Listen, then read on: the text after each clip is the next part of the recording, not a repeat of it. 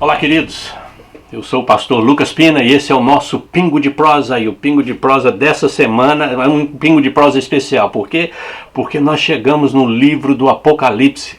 Imagina, nós começamos lá em Gênesis. Cada semana um livro da Bíblia. Cada semana um livro da Bíblia, né? E aí cada dia 1 ou 2 versículos daquele livro para compartilhar com você. E começamos em Gênesis e hoje nós, essa semana, chegamos no livro do Apocalipse. Só no foram um livro por semana, mas o livro de Salmos a gente fez uma exceção porque é um livro grande, ele é dividido em livros. Dentro do livro de Salmos tem livros, se você olhar a tua Bíblia está lá escrito, livro 1, livro 2.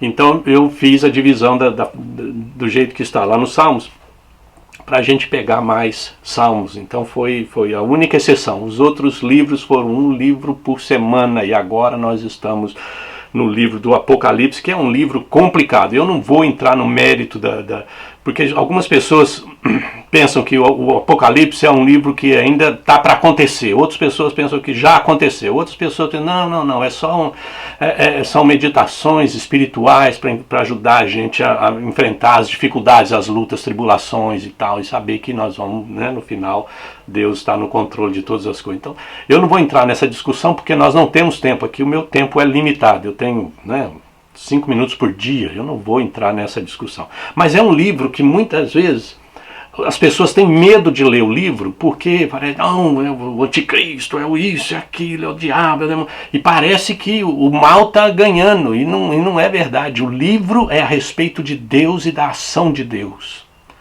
E Deus é o que toma conta do livro. E eu vou, durante a semana, pegar os versículos e compartilhar quem é o Deus que está manejando, ditando, revelando o Apocalipse para João, né, para que a gente entenda isso, né?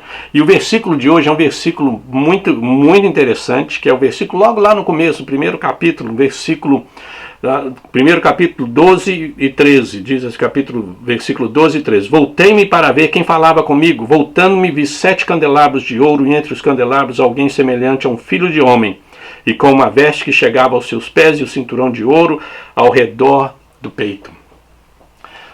A gente sabe que o Apocalipse foi escrito por João, ele estava preso, né, exilado na ilha de Patmos, e ele escreve este livro para 7 igrejas.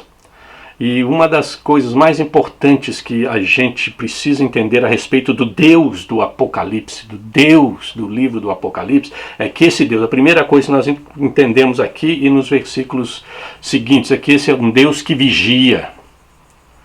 É um Deus que vigia.